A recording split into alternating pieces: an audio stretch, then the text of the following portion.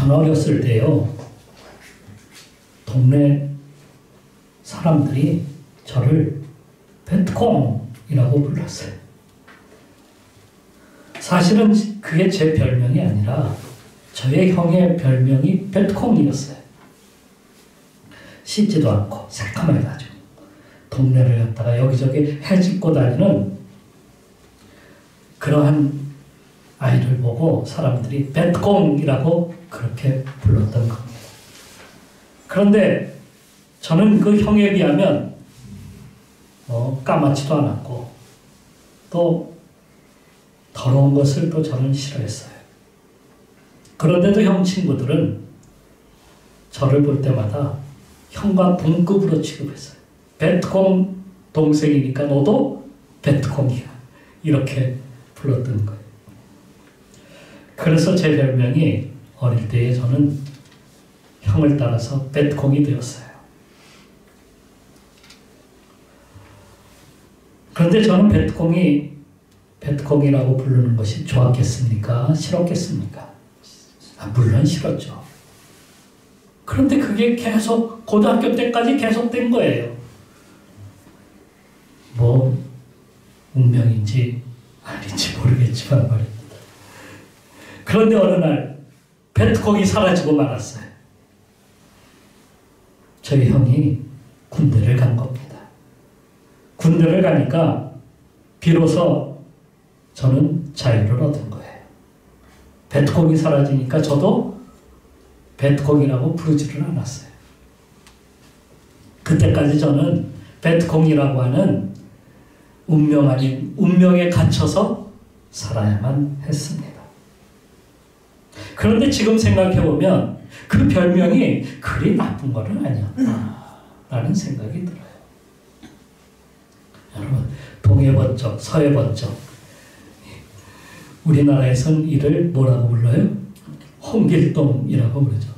홍길동 같은 사람이라는데 뭐 나쁠 건 없잖아요. 홍길동은 19세기 허균의 소설에 등장하는 주인공입니다. 실존 인물이 아니에요. 그냥 소설에 나오는 주인공 이름이에요. 어떤 사람은 실존한 인물이라고 생각해요. 홍길동. 소설에서는 그게 세종 왕 때에 있었던 것을 배경으로 이렇게 쓰는 것처럼 보였지만은 실상은 19세기의 그 시대상을 그대로 보여주고 있는 겁니다. 당시 백성들은 지옥과 같은 삶을 살아야 했어요. 일하는 족족 다 빼앗겼어요. 밑도 끝도 없는 부정과 부패, 이게 사회를 완전히 올망했어요. 도둑질을 많이 성행했어요. 아무리 이래도 지옥과 같은 그 삶에서 사람들은 벗어날 수가 없었어요. 그래서 할 수 있는 일이란 술과 도박에 빠지는 것이었어요. 이게 그들의 삶이었어요. 이러한 삶에서 사람들은 벗어나고 싶어 했어요. 하지만 국가도, 정부도, 또 종교도, 군대도 그거를 해결해 주지를 못했어요. 오히려 백성들의 삶은 더 악화되어만 갔습니다. 그래서인가 허균은 홍길동이라는 인물을 등장시켜서 새로운 세상을 갖다가 꿈꾸고 있어요. 새로운 세상을 만들고 싶어 했다는 거예요. 그것은 허균뿐만 아니라 모든 백성들이 다 원하는 일이었죠. 하지만 현실에서는 불가능한 일이었어요. 그래서 소설로 표현한 거예요. 소설에서나 가능할 뿐이죠. 이스라엘 백성들이 애굽에서 430년 동안을 살았는데요. 처음 야곱 때에 애굽으로 가게 되었어요. 당시 야곱의 아들 요셉이 애굽의 총리로 있었기 때문에 그들은 애굽으로 가는 것이 당연한 일이었어요. 그리고 환영을 받았어요. 하지만 요셉을 알지 못하는 왕이 나오면서 상황이 달라지기 시작했어요. 외국에서 온 이스라엘 백성들을 노예처럼 부리기 시작을 합니다. 아예 이제는 산하 제한까지 시켜버려요. 그리고 남자아이들을 낳으면 모두가 하수에 던져서 다 없애버리라고 그렇게 이야기를 합니다. 아예 민족의 씨를 갖다가 말려버리겠다는 것이었죠. 고된 노동과 노역 그리고 민족 말살 이런 것으로 인하여서 그들은 하나님께 부르짖기 시작을 했습니다. 그들이 지금 그들의 삶에서 벗어나서 새로운 세상, 새로운 나라를 원하는 것이었죠. 하지만 그것은 현실에서는 너무 불가능한 일이었어요. 자기들의 힘으로서는 할 수 없는 거예요. 노예들이 어떻게 해방을 시킨단 말입니까? 새로운 세상을 어떻게 만든단 말입니까?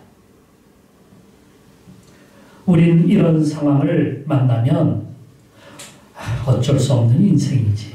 우리 운명이야. 라고 이렇게 말을 합니다. 그래서 팔자 타령을 하래. 벗어날 수 없는 운명. 그것을 그냥 팔자거니 한다는 거예요. 그래서 무슨 일만 생기면 아이고 내 팔자가 그러니 그냥 그렇게 살아. 세상에선 사람은 누구나 태어나면 운명이 80%가 정해진다 이렇게 말을 합니다. 팔자대로 살아간다 그런 말이에요. 그러니까 거기에 의하면 제가 목사가 된 것도 이미 그렇게 종교 지도자로 태어나도록 운명이 정해져 있었다. 뭐 그런 얘기예요. 그러면서 그들이 말하는 것은 그것이 과학이래요. 이게 과학처럼 그렇게 사람들을 얽매고 있다는 그런 말씀이에요. 이런 운명론을 믿게 되면 오히려 있는 자존감마저 사람들은 다 빼앗기고 말아요.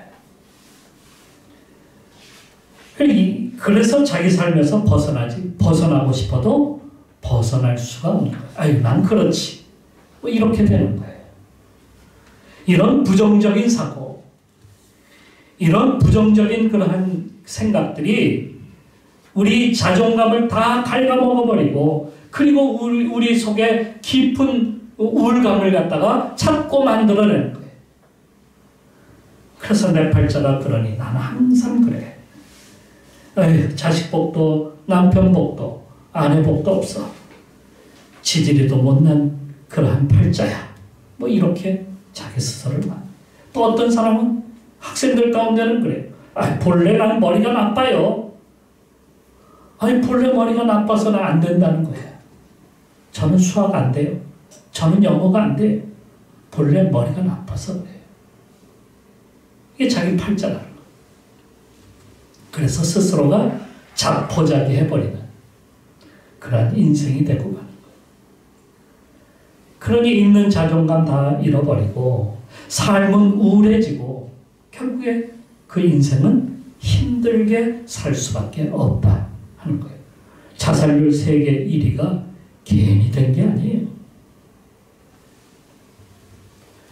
벗어나고 싶지만 벗어나지 못하고 자존감이 낮은 한 사람을 예수님이 만나셨어요. 그 사람은 사마리아 수가성에 사는 한 여인이었습니다. 이름은 밝히지는 않고 있지만 그녀는 결혼을 5번이나 한 상태고 지금 사는 사람도 또 새로운 사람, 6번째 남자를 맞이했다. 아니 6번째인지 7번째인지 몰라요. 그런 남자와 살고 있는 여인이었어요. 그녀가 자기 삶을 바꿔보고자 했던 것만은 분명해요. 왜요? 5번이나 결혼을 했으니까. 그리고 지금 사는 것도 새로운 사람이니까 바꿔보자 하는 것 아니겠습니까? 하지만 헛수고만 해왔다 하는 겁니다. 그러니까 반복해서 그 일만 계속 행하는 거예요. 안 되는데도 계속 그 일만 하는 거예요. 마치 여기서 그걸 보여주는 말씀이 뭐냐면 그녀가 매일 똑같은 시간에 물을 들어오는 거예요. 똑같이 그냥 그 인생이 그렇게 똑같이 매일 그렇게 하는 거예요.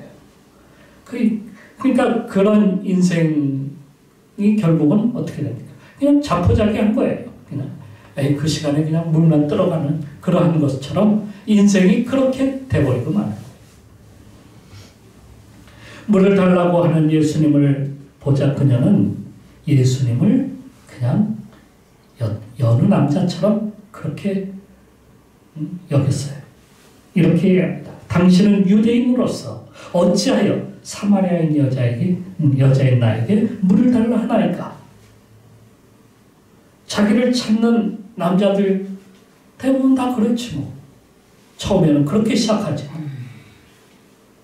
커피 한잔 할까요? 물 좀 주실래요? 뭐 그런 거 아니에요. 여기서도 물 좀 달라고 하는 거예요. 그런 의미로다가 여자가 받아들였는지도 몰라요. 그런데 뜻밖에도 이분은 이렇게 말씀을 하시는 거예요. 내가 만일 하나님의 선물과 또 내게 물 좀 달라 하는 이가 누구인 줄 알았더라면 내가 그에게 구하였을 것이요 그가 생수를 내게 주었으리라. 여러분 마태복음 7장 7절 말씀에 이런 말씀이 있어요. 구하라 그리하면 너에게 주실 것이 찾으라 그리하면 찾아낼 것이 문을 두드리라 그리하면 열릴 것이라 하셨습니다. 우리가 바꾸기 위해서는 어떻게 해야 됩니까? 구해야 합니다. 찾아야 합니다. 나가야 됩니다. 문을 두드려야 됩니다. 그러면 주님께서 문을 열어서 우리와 함께 하시는 거죠.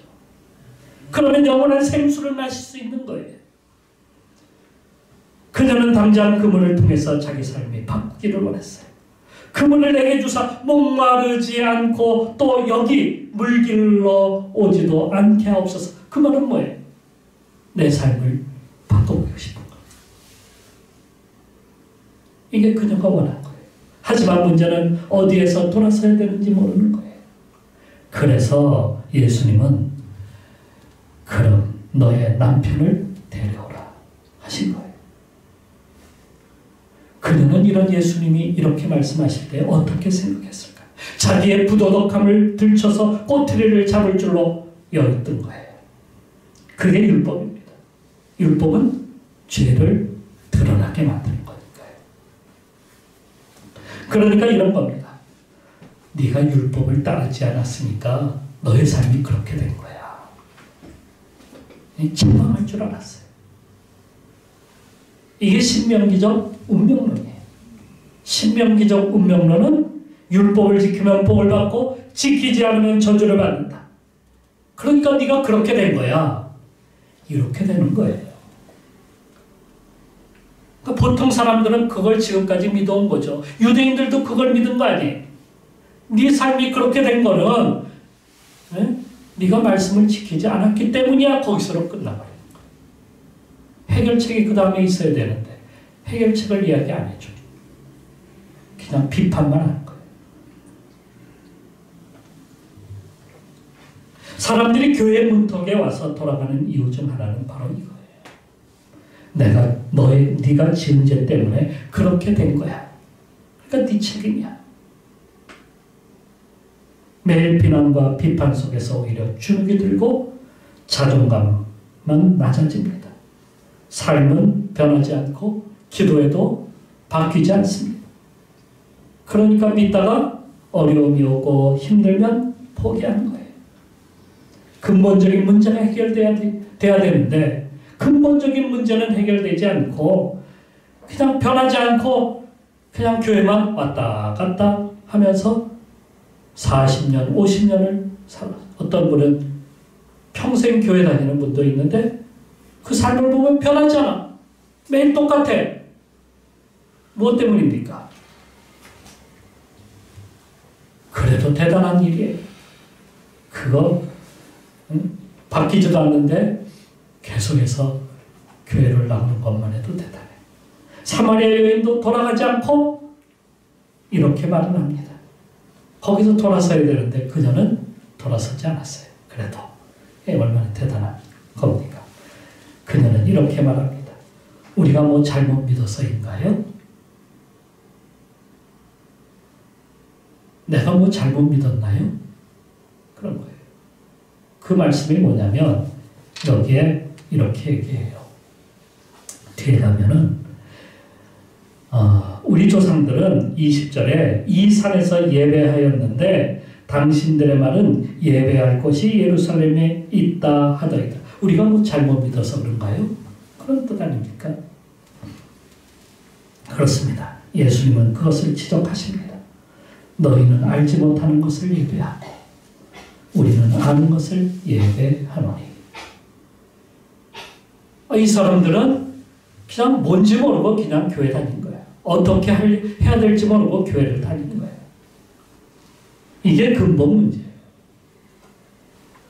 지금까지 문제를 모르고 신앙생활을 해왔어요. 지금까지 그냥 교회만 나오면 그냥 헌금만 하면 다 될 줄 알았어요. 기도 몇 마디 하면은 내 모든 삶이 다 풀릴 줄 알았어요.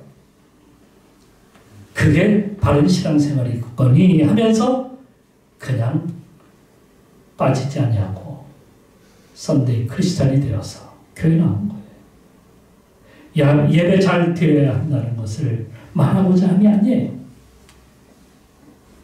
누가복음 15장에 보면 주님께서 거기서 확실히 우리에게 그것을 말씀해 주고 있어요. 거기에 나오는 15장에 나오는 말씀 가운데 둘째 아들이 아버지의 재산을 얻어서 아버지의 간섭으로부터 아버지의 그림자로부터 떠나서 먼 나라로 가버려요.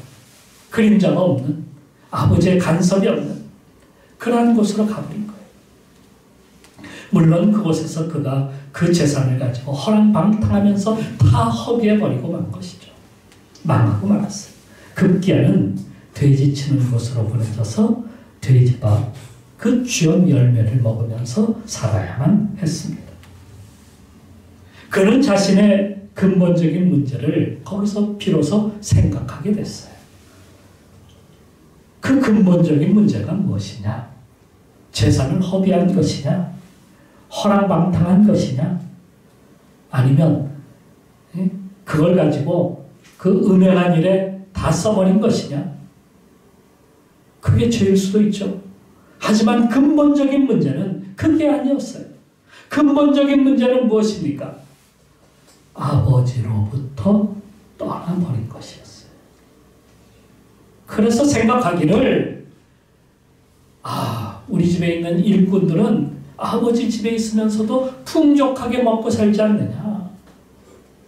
그러니까 내가 차라리 아버지 집으로 가서 일꾼이 되는 것이 그의 곁에 그냥 있어만 주는 것도 그게 감사할 일이구나. 이렇게 생각한 거예요. 다시 말해서 아버지 집으로 돌아가는 것만이 살 길이다 하는 것을 알게 된 거예요. 아버지 곁으로 돌아가는 것. 그러니까 말만 하고 잘못된 것을 깨닫고 거기서 한없이 아버지 내가 잘못했어요. 아버지 내가 용서해 주세요. 이렇게만 한 것이 아니라 어떻게 했다는 거예요? 거기서 아버지 집으로 돌아왔다는 것이에요. 거기에 중심이 있는 거예요. 예? 우리 기도는 매일 아버지 저를 돌아봐 주세요 하면서 기도는 해. 그런데 진짜 중요한 것은 아버지 곁으로 오지를 않는 거예요. 그러니 관계가 열리겠어요? 안 열리겠어요? 관계가 안 열리는 거야. 관계가 열리려면은 어떻게 되냐면 아버지 집으로 돌아와야 되는 거예요. 돌이켜서. 아무리 아버지를 멀리서 불러봐도 소용이 없는 거예요. 물론 아버지가 그 마음을 알죠.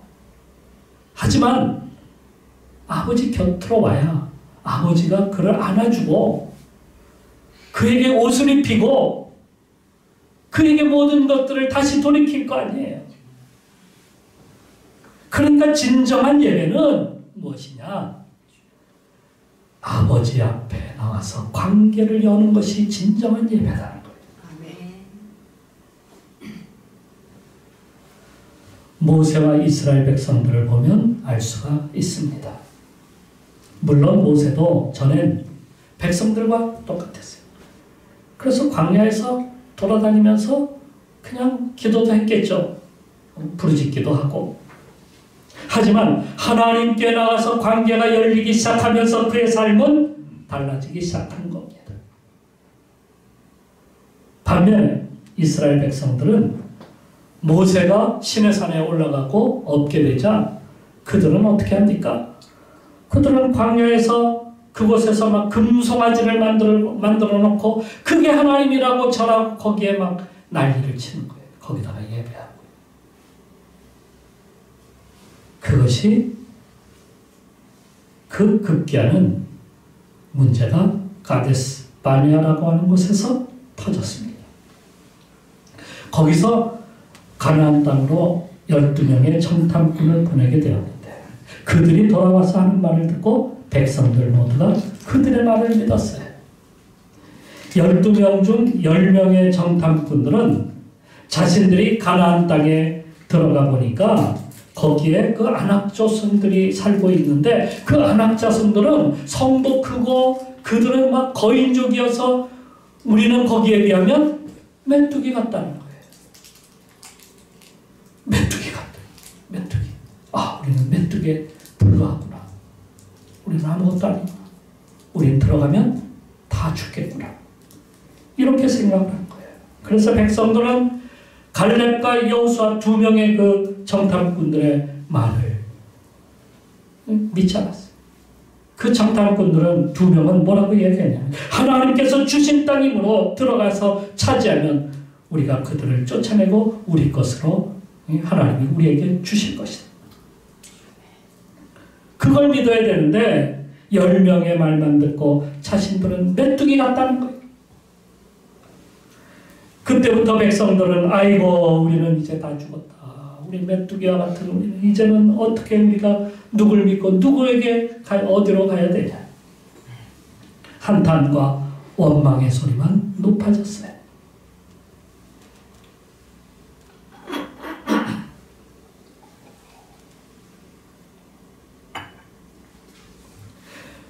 그들에겐 거기까지 인도하신 하나님도 보이지 않았고 또 하나님을 믿지도 않았어요. 그러니까 아무리 백성이라도 하나님과의 관계, 그 믿음이 없으면 가나안 땅에 들어갈 수가 없게 되는 거예요. 그들은 다 광야에서 죽고 말았어요. 가나안으로 갈 수 있는 길은 오직 하나님을 믿고 하나님을 예배하는 거예요. 이 근본적인 문제를 해결해야 돼요. 우리가 약하기 때문에,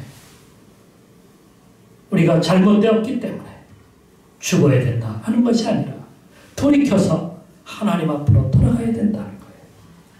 후에 그들은 이렇게 고백을 합니다. 사람이 떡으로만 사는 것이 아니요 여호와의 입에서 나오는 모든 말씀으로 사는 줄을 내가 알게 하려 하심이라. 드디어 그들이 가나안 땅에 들어가게 될 때에 이렇게 고백을 한 거예요. 이게 진정한 예배가 되는 거예요.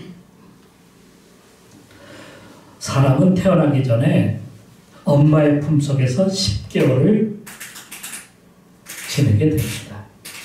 그러다가 세상에 나오죠. 우리가 세상에 나오기 전 가장 편안하고 행복했던 순간이 바로 엄마의 뱃속에 있었던 때입니다. 그래서 인간은 평생 엄마의 품을 갖다가 그리워하면서 사는 거예요. 하지만 항상 그럴 수 없어요. 항상 엄마 품에 있을 수 없잖아요. 성장하면 부모를 떠나게 되고 홀로 인생을 또 살아가게 되죠. 그러다 힘든 일이 생기거나 또 어려운 문제를 겪거나 하게 되면 그때마다 누가 그리워요? 엄마의 품이 그리운 거예요. 그렇다고 그 좋았던 엄마의 품속으로 다시 돌아갈 수 있는 일은 다시는 없어요. 요한복음 3장에서 니고데모는 거듭남을 아니 다시 엄마의 뱃속으로 돌아가는 것 아닙니까? 이렇게 말하기도 했지만 그렇게 되지는 않잖아요.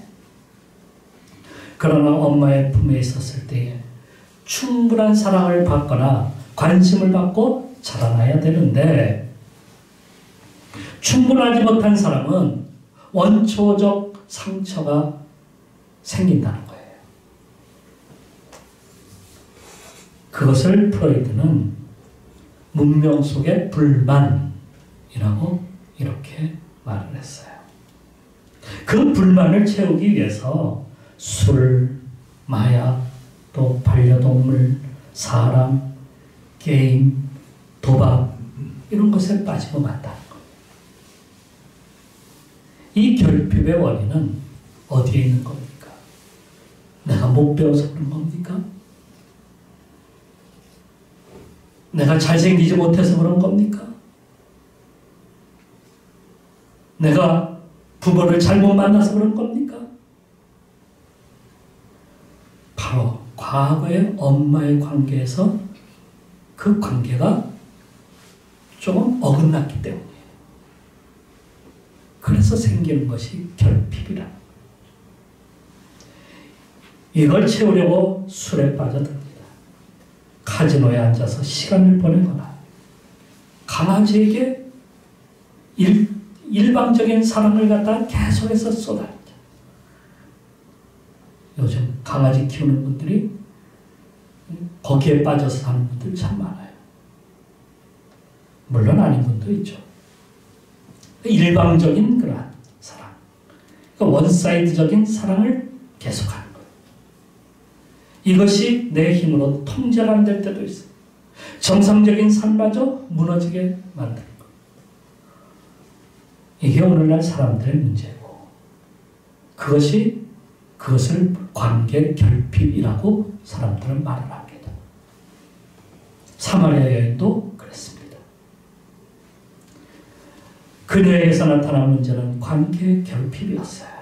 자기 삶을 만족스러운 삶으로 바꿔보려고 했지만 만나는 사람마다 실패하는 거예요.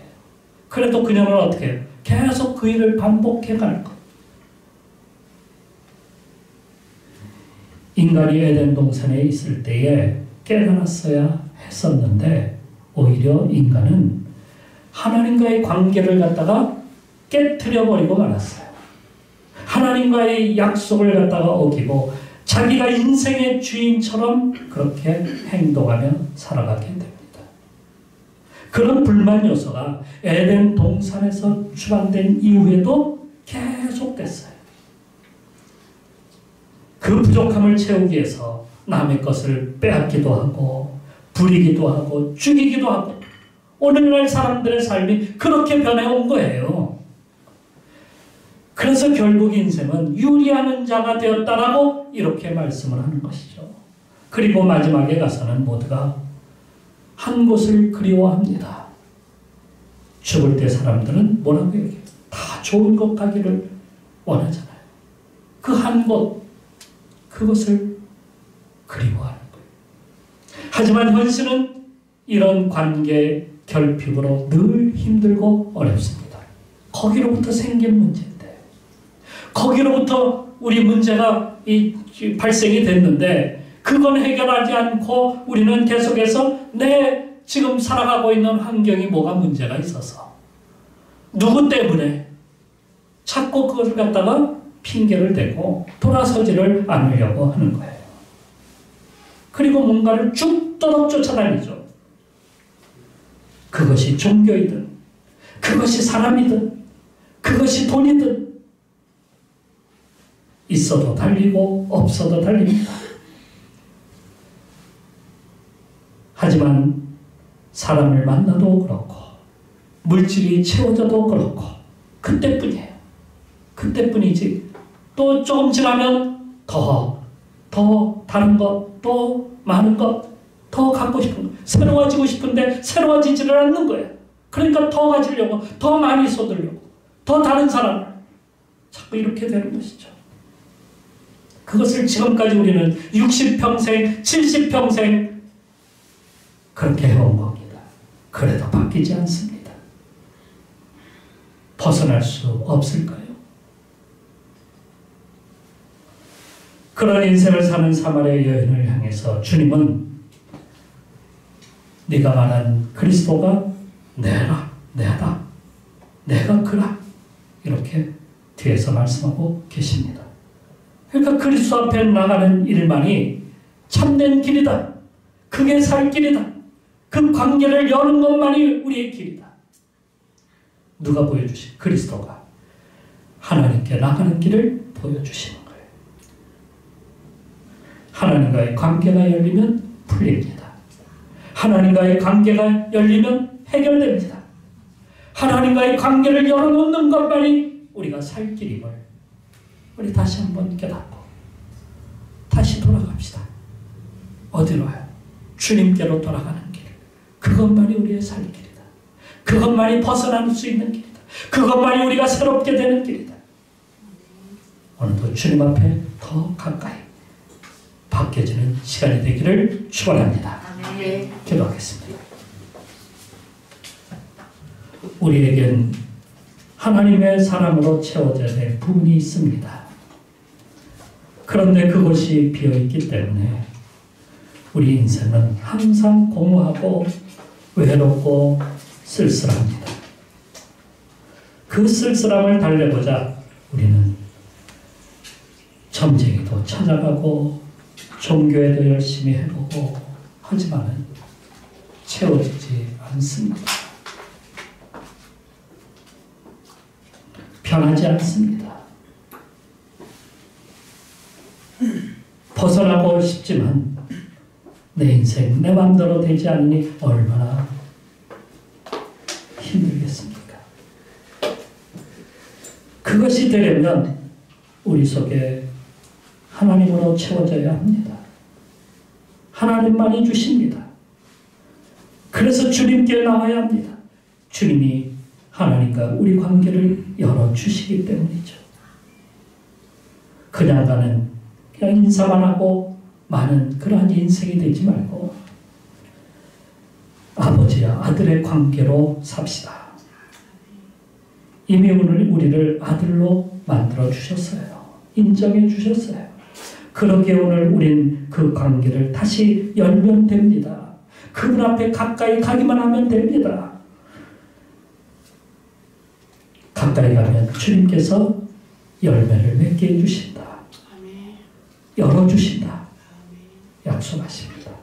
주여, 주님과 바른 관계를 열고 싶습니다. 주여 도와주옵소서. 가까이 가고 싶습니다. 함께하여 주옵소서. 우리 이 시간 기도하면서 나가도록 합시다. 기도하겠습니다.